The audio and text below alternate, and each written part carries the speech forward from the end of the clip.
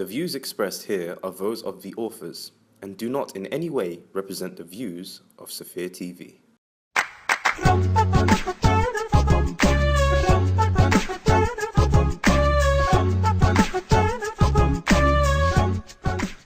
alaikum and welcome to another edition of Ladies First. I'm joined here by my wonderful panelists Fahmida, Sumaya, Nishat and myself. So let's get straight into it. What I wanted to ask you ladies was the role of the Muslim woman. Who defines our roles and what is it and what do we regard as female and male defined roles? So where does this come from?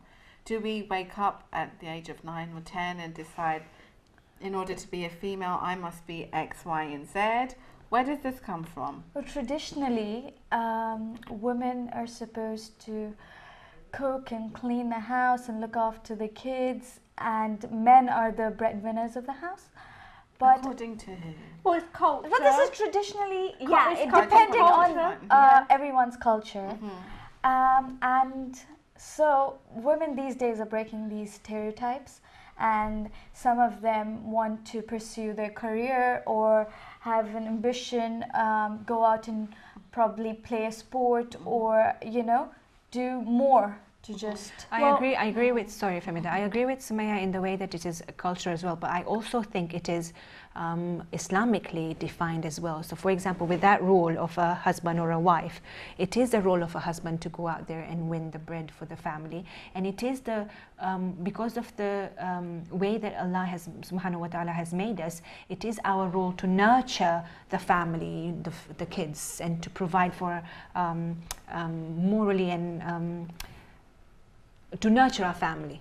So, I don't think it's a role. I think naturally it just comes to a mother that if I have a child, I will look after the child. I'm not going to just, not...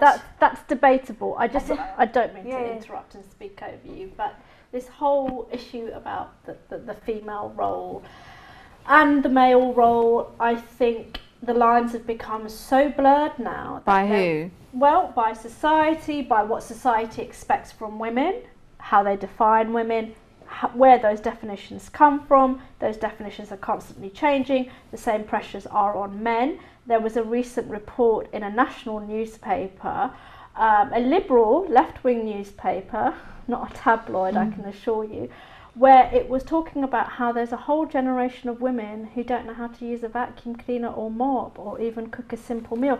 And I think that this is a disaster. Why? Because I think it's a disaster because it goes against the grain of the woman's nurturing capacity. And it might be stronger in other women than in some women more than others, but I honestly believe that this is a detriment to the basic unit of society, the nucleus of society, which is the family. Yes. Okay. So you need to be able to use a mop in order to have a nucleus of... you need to be able to be domestically savvy. So when you're on a budget, for example... Okay, go ahead. So when you're on a budget, for example, you won't be able to afford a cleaner. But hold on, you don't technically you don't have to clean as a female. No, you don't. That should be. But if your husband walks through the door and he's shattered and his one eye's like half open and the other one's not closed, and you're not because tired, he's so tired. Of course you're tired. That's when communication comes in, and maybe. So why can't he mop? Before we go to let me reverse the tables. If there was men that did not know how to use these essentials. Exactly. Would you find it as disastrous as you would if the woman didn't? I do, which is why my son knows how to clean the bathroom. So then but that's a different mentality. There are many examples, especially older generations, that you can come home and it's like, well, you haven't eaten. Why not? Because I was waiting for you to come in. Do you want me to be sympathetic? But it's just there. But I was waiting for you to come in, so I'm starving. So it's like, Well, it goes back to generational differences.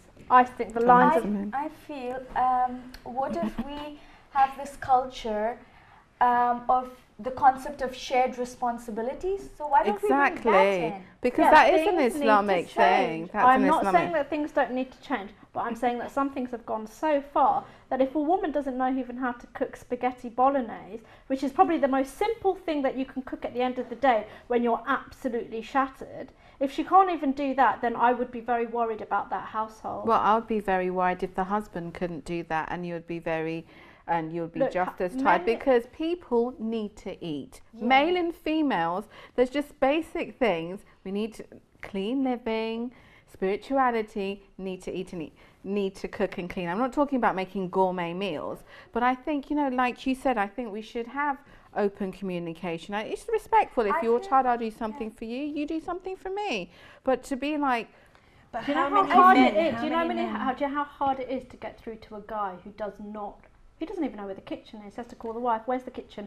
but why would you marry someone like Not my that? husband. Exactly, but why would Sorry. you marry someone like that? If you're walking into that when relationship, they come into the marriage, they're like, I can cook. No. But you don't know. You know Fine what? figure. So my husband has never told me that you're supposed to come home. Never you're washed a supposed cup. No, you're supposed to, cook, clean, do the laundry, do this, and you can also go out and work and do the, It's always been, okay, so how do we want to do this? What the is your culture of we, relationship? okay? Yeah. So say if I'm tired, he will realize the fact that, okay, she's had a long day. You know what? Let me bring the laundry up, and he'll actually do it. I don't have to say a word. Mashallah. But your husband is an anomaly. Let's face it. Let's face it. Let's face it. Most men are not I like agree that. with her. I absolutely agree with her. There are not. I'm blessed. I haven't seen men like this in my own family. I've seen men just going around giving orders that I want Clothes this. strewn across the Yeah, floor. she's right. This is how our culture Nishat, is. say something, for goodness sake. You're like dumbfounded. I'm surprised that I'm not surprised. I know there are men like that, but I think the majority of men in our community, in our culture, are the ones that feel that it is a woman's role to be doing all the chores, even if they're. Why? This Because is of the why way we raise our boys. Absolutely. Because of the cultures that we've come from the countries that we've moved from. But yet they will expect their wives to go out and work help. and that's with the that's bread an as well. injustice.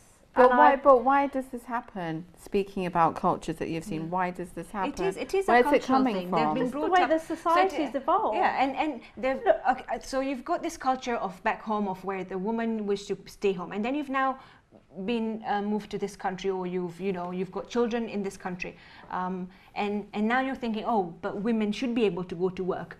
Well, they but always they could if don't they stop wanted there. to. Yeah. Okay, well, But they let's don't put- stop there. It's okay. like, well, women, if they don't want to do other things, then they should be Okay. allowed not to do it. We're And talk- if you're going to do it, help her, then like your husband. Okay, we're talking about where these societies have come. Let's look at Mr. and Mrs. Cave from the Cave family back in the cave prehistoric times. She was in the cave. She needed to keep it warm. She had a few kids. So Mr. Cave was like, right, I'm going to go out and I'm going to kill a bison. And it's always been like that. I feel But men that- have It's always become, been like But that. if it's has- always been like that, doesn't necessarily Yeah, make but- it right. Yeah, it doesn't mean that it's going to change in a generation or two. This is going to take time. Well, it should. But I think it We've can had the start with prophet. mothers. Yeah. Mothers, like you said, you train your boy and he knows how to use a Oh, but my vacuum. son's a little prince. Yeah, I but don't want him to do You too see, much.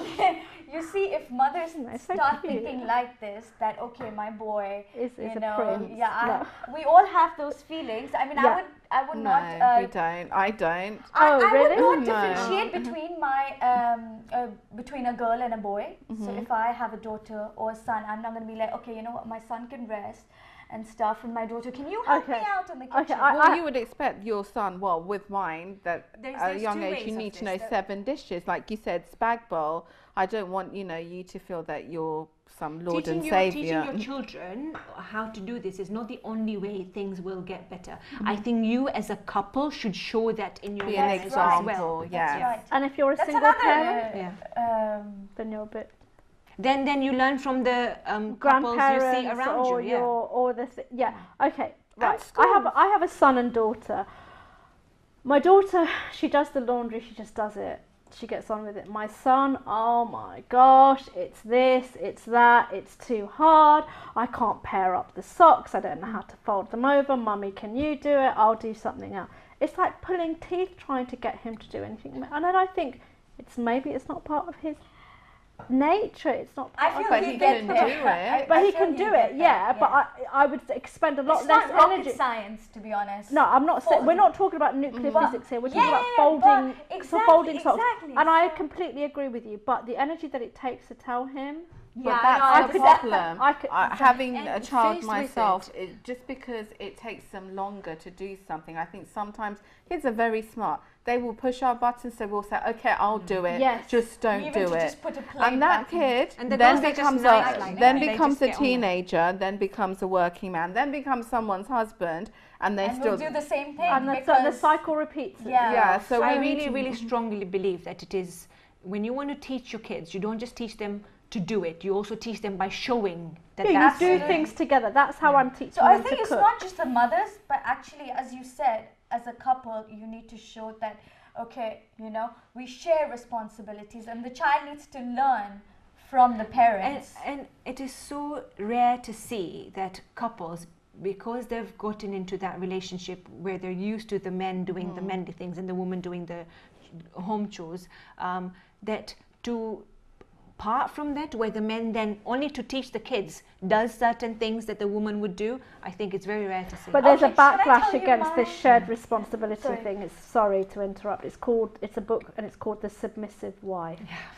And it's actually quite disturbing reading. And I think that is going to the other extreme because of this backlash Yeah. against, oh, we're equal, let's share everything together.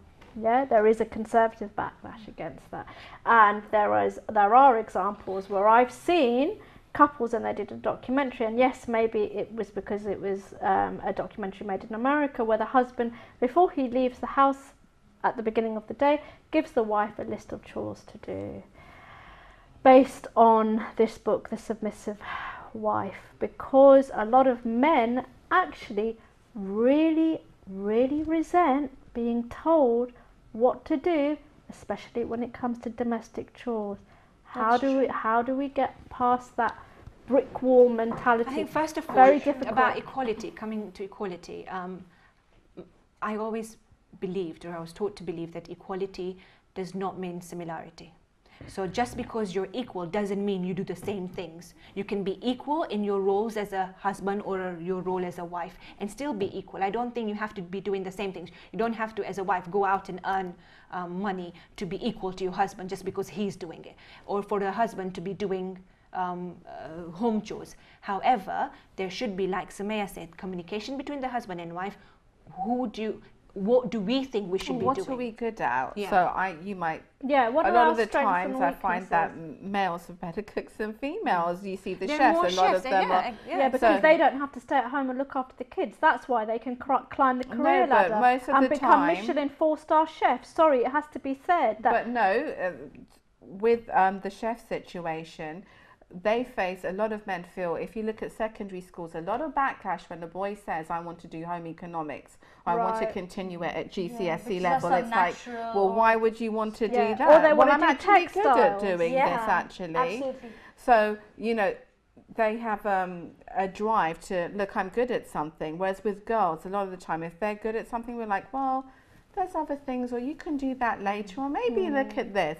So they're pushed towards going for their dreams. So my point was, a lot of the times I find males can cook a lot better, and I can do the same dish 50,000 times. I'm going to cooking lessons, and it doesn't taste the same. So I'm just saying, maybe some couples, they know what they're good at, who can do it quicker, who can do it better, and just, you know, delegate your tasks. Yeah, I don't think the tasks have to be similar, but I mean everybody. So if you treat your partner with respect and see that, okay, you know, you have these things to do, because I mean it's such a busy life. Yeah. It is so Busy hectic day, yeah. here. A woman can't simply do everything. I do. But do you do everything well? to the best of your ability. Yeah. So you do 3-course meals. I'm expecting a dessert. I'm expecting a starter. I know women out we there have who a do all superwoman. that. Yeah, but at absolutely. what- But that's not. but at it's what not. That, but it's not a superwoman cost? though. There are so many women out there who are doing this and who are happy to be doing it. I don't That's mind. good, but That's there your are- choice. But Yeah. I feel if your husband or your partner steps up and helps you out, and you know, But that doesn't mean to what's say the- just what's because I do wrong? all this that he doesn't. You know, he might still be doing it as well as I do. Oh wow, another episode, a really passionate episode. And now we will go to Sister Massima Jaffa for her opinion on gender roles.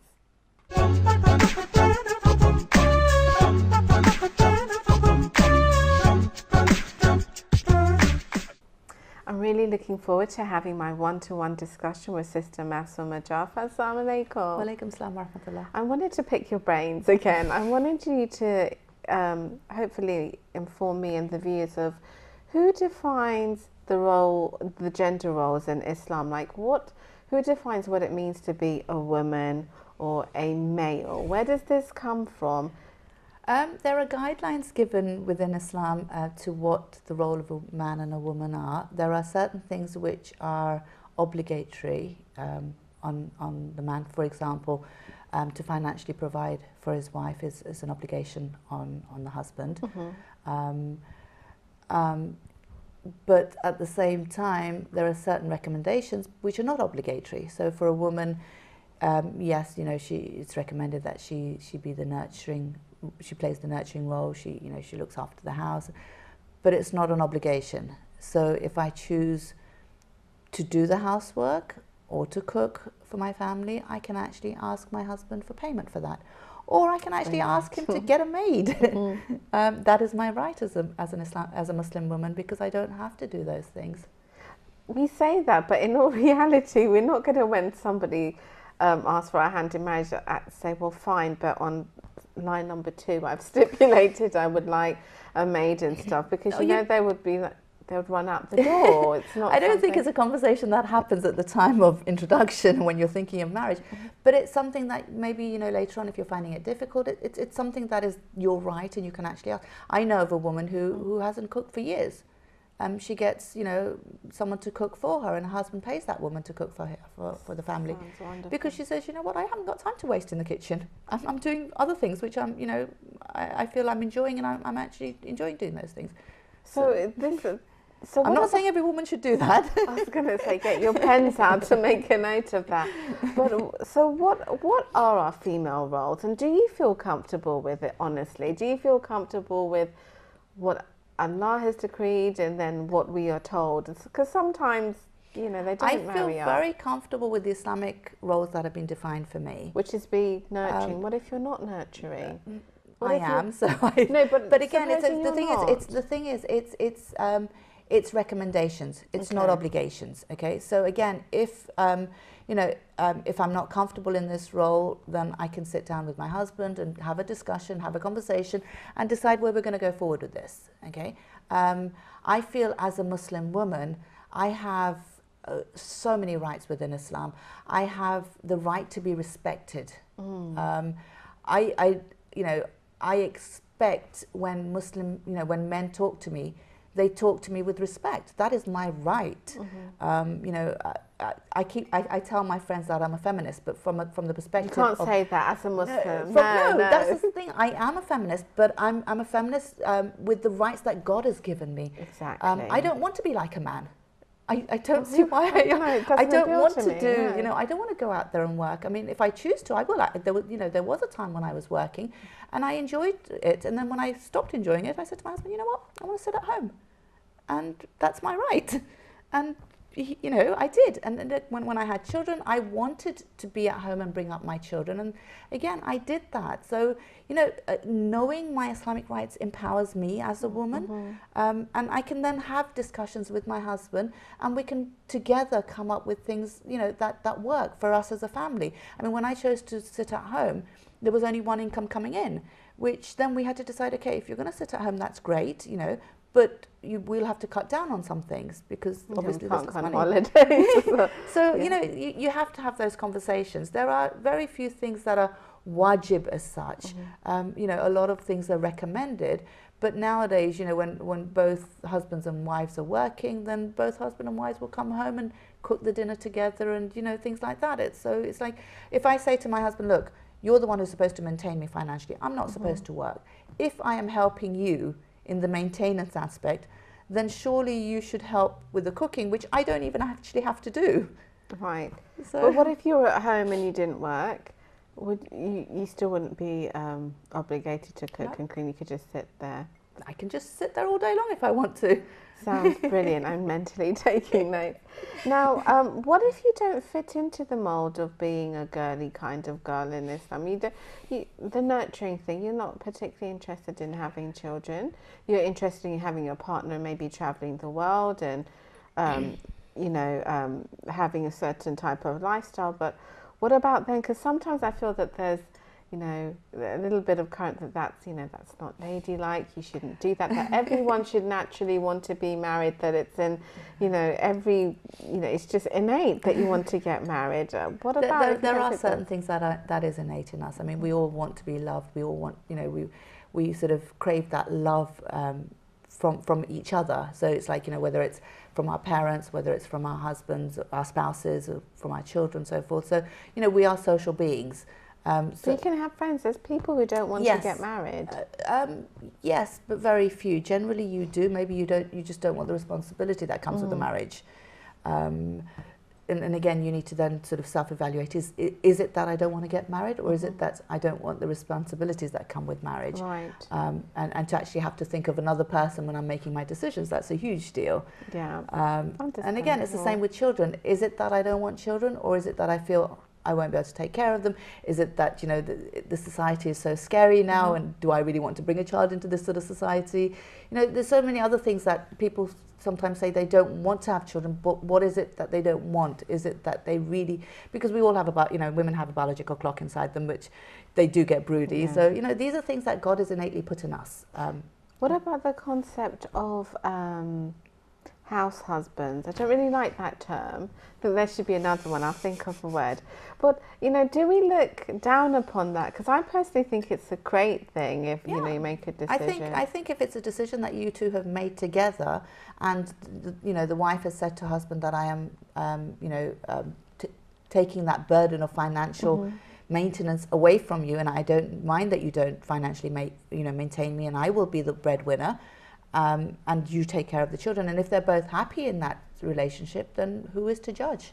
So that can be done. Of course, but it has to be a conversation that happens. The woman has to take that maintenance obligation, actually say to him that I'm not holding you to that obligation, because that's her right. Okay. He can't choose to stay at home without her. Is there anything that you feel that isn't ladylike for for example, some sports? Do you feel that I don't think Islamically so. I there mean, might be some I issues think you're there? asking the wrong person. I grew up with two brothers, and I was very tomboyish when I was growing up, and I did all the sports that were out there. And we actually didn't have a girls' football team, and I set one up because I thought it was unfair that the boys had a football team and the girls didn't. From an Islamic perspective, no. I think, you know, as long as your hijab is maintained, as long as, you know, your values are maintained, Islamic values are maintained, what's to stop you? So why do people have this image? Well, non-Muslims have an image, and even some Muslims, that, you know, we should be little dainty fairies, and we should be seen but not heard, or even not seen and not heard. Well, where does this come from? I think it's from culture again. I think a lot of baggage that we have is from culture. How do we break down those walls? I think we are. I think, you know, a lot of the youngsters are not just sitting there and accepting it. And again, I think knowing what Islam says empowers you. And you know, as a child, if you go up to your parent and you say, but Islam doesn't say I can't play football, and, you know, as long as I'm in hijab and I'm not doing anything un-Islamic, why is there a problem with it? I feel that there still is. If you're a feisty woman or girl, and, you know, you're very vocal and you're out there, I do sometimes see people kind of but isn't that from culture again? I mean, the thing is, I don't think anyone has the right to tell me that is against my hijab, because hijab is a very personal thing.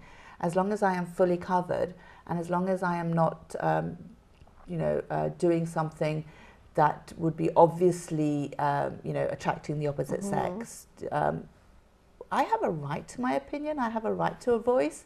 That is my choice. And do you think that some males may feel intimidated by that, and that's why we have these gender roles, maybe? Probably. But see, again, it's a very individual thing. I mean, like, if you look at the role models that we had, like Bibi Fatima alayhi salam, Bibi Zainab alayhi salam, they never actually spoke out unless there was absolutely a need to. So, they maintained their hijab in such a way that, we're told that no one heard their voices.